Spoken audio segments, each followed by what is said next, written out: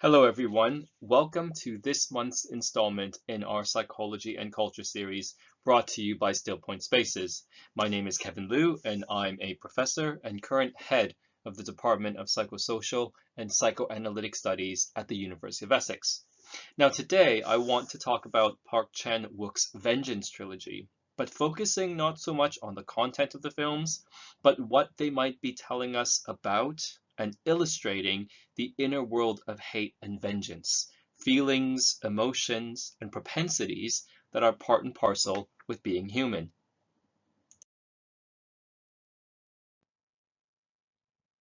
The Vengeance Trilogy is an unofficial trilogy tied together by a thematic resonance and is comprised of three films: Sympathy for Mr. Vengeance in 2002, Old Boy, released in 2003, and Lady Vengeance, released in 2005. All three films deal with themes of hatred, revenge, the consequences of perpetuating cycles of violence, and the nature of forgiveness. In my estimation, the three films work together to move towards the possibility of redemption and a position beyond violence in the third film.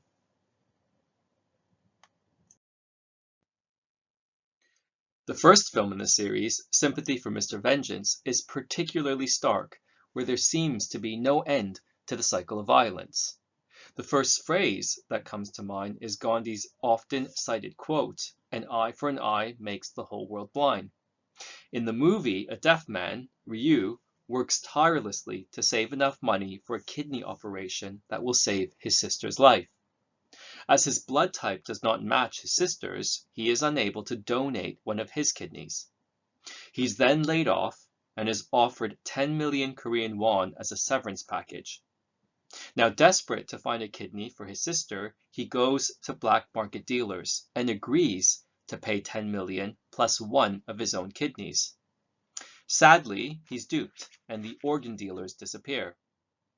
Later, in the hospital, they're informed, or the doctor informs him, that they actually have found a kidney for his sister, but that he will have to pay 10 million.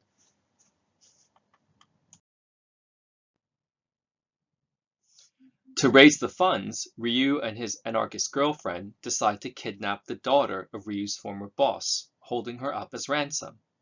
But, fearing the suspicion that would arise, they decide to kidnap the daughter of another executive.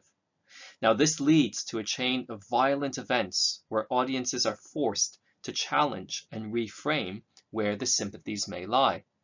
It's a tragic movie where catharsis is only ever momentary, and with an ending that is both unsettling and uncomfortable to watch. In Old Boy, Odaisu is imprisoned for 15 years.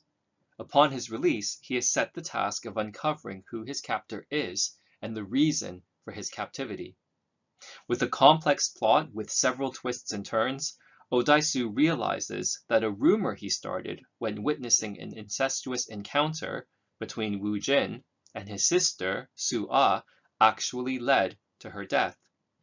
Seeking revenge, Wu Jin imprisons Odaisu and devises an intricate scheme of manipulation and control that ultimately leads Odaisu to commit incest with his daughter, Mi-do. Addressing the theme of incest, both actual and psychological, makes Old Boy a very interesting object through which our understanding of the Oedipus complex may be deepened.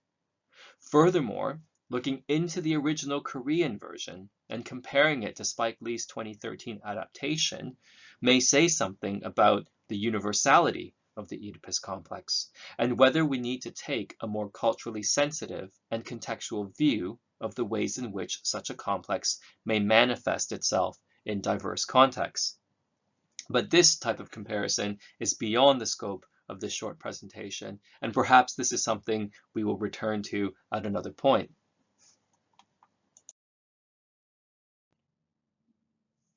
Now, circling back to the Vengeance Trilogy, we're now looking at the final film, Lady Vengeance. Gum-ja Lee is released after 13 years of serving a prison sentence for a crime she did not commit.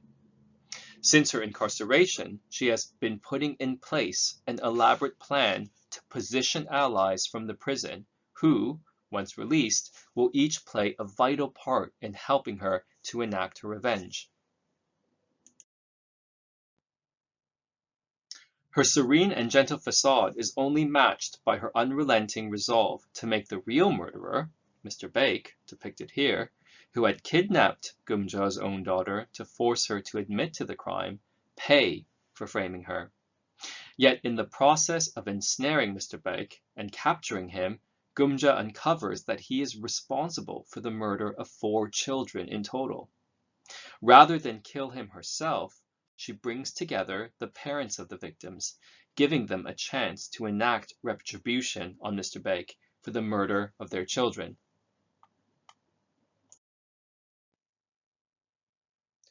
Outwardly, and on the surface, these 3 films are about hatred towards others.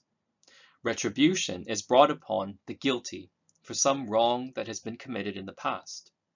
Violence is enacted as an equalizer, to make the wrong things right, to redress an imbalance in the world. Equally, as much as hatred is directed towards others, it is also directed towards the self. Ryu, in sympathy for Mr. Vengeance, hates himself for failing to save his sister, and inadvertently causing her death, as well as the death of his girlfriend and the girl they kidnapped. Odaisu, an old boy, hates himself for the incest committed and for spreading what he thought was an innocent bit of gossip that snowballed and led to Sua's death. Gumja, in Lady Vengeance, hates herself for her naivete, for trusting Mr. Baek, and most importantly, hates herself for the consequences of this mistake. Her daughter is adopted and raised by others, and that she, until now, has been completely absent from her daughter's life. This is where both analytical psychology and psychoanalysis have something important to say. From a Jungian perspective, what we cannot stand in others is actually an indication of what we cannot endure about ourselves. As a consequence, what we hate about ourselves is projected onto others, who act as scapegoats and suitable hooks onto which we may hang our projections.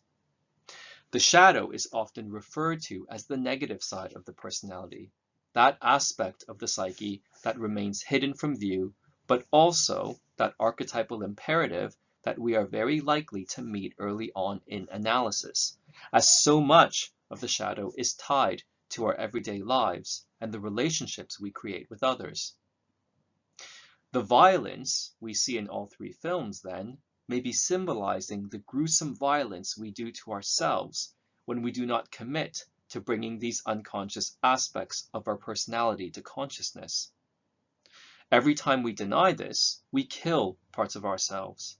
We kill the possibility of living and realizing our potential through enlarging our scope of awareness about who we are, warts and all. Now, psychoanalysis also has a lot to offer when reflecting on the hatred we turn inwards and the potential damage it can do. The role of the superego in relation to the ego is that of a judge or a censor. Freud, in The Ego and the Id, writes that the superego is there to protect the individual from instinctual desires that, left unchecked, would endanger the individual. The development of the superego is tied to the resolution of the Oedipus complex. Overcoming one's hatred of the father towards acceptance and identification with him paves the way for socialization. What was once a fear of the actual father becomes a fear of a larger, more symbolic father. In order to maintain our social bonds, we obey this larger father, much like we learn to obey father figures, to maintain the continuance of society by repressing our instinctual urges and forestalling the immediate gratification of our desires.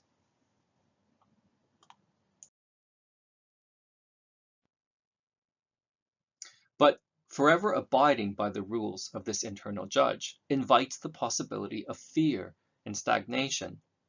If we are forever fearing the consequences of transgressing the rules and laws erected by this judge and upheld by tradition, we may never experience anything new, any emotion that may be dangerous but all too human.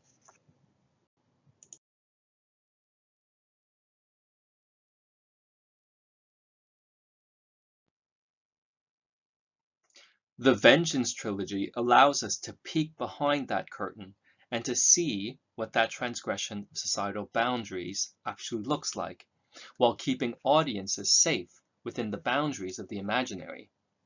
In other words, this is not real, but yet it speaks to a psychic need and reality to vicariously live and feel those very emotions.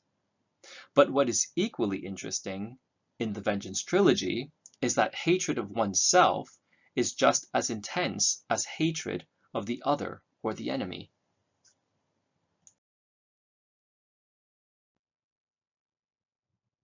In Lady Vengeance, Gumja, unable to forgive herself, tells her daughter that she is not good enough to be her daughter's mother. Because of the magnitude of her sins, she doesn't deserve a sweet child like her. In Old Boy, Odaisu's hatred of his captor and his pursuit of vengeance vanish once he realizes how much more he hates himself. Barking like a dog, disgusted by the incest he has committed, and horrified that he is capable of the very thing that sent Su-ah to her grave and Wu Jin on a mission of vengeance, Odaisu cuts out his own tongue, very similar to Oedipus cutting out his own eyes, so that Odaisu will never, quote, talk too much ever again. In turn, Wu Jin, Odaisu's tormentor, succumbs to his own grief and the part he played in his sister's death. Even after exacting revenge on Odaisu, the pain and guilt are too great, and he takes his own life. The formation of a harsh superego cuts off life.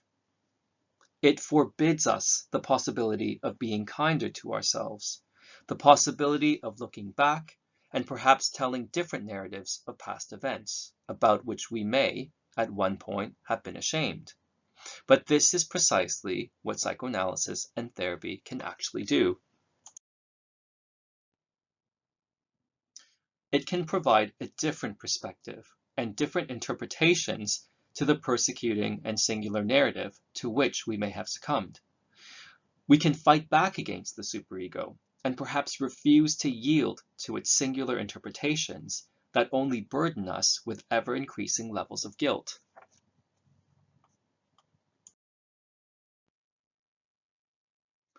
And this glimmer of hope, however small it may be, presents itself in Lady Vengeance, the final film in the trilogy. Whereas protagonists in the two other films succumb to their hatred, Gumja has the chance, however small, to transform that hatred into something else: redemption, reparation, and hope. We see this symbolically when she plants her face in a white cake while snow falls to cleanse the darkness of her past deeds. Vengeance may be the shadow side of self-hatred, but it is equally the shadow side of redemption. The two are not mutually exclusive.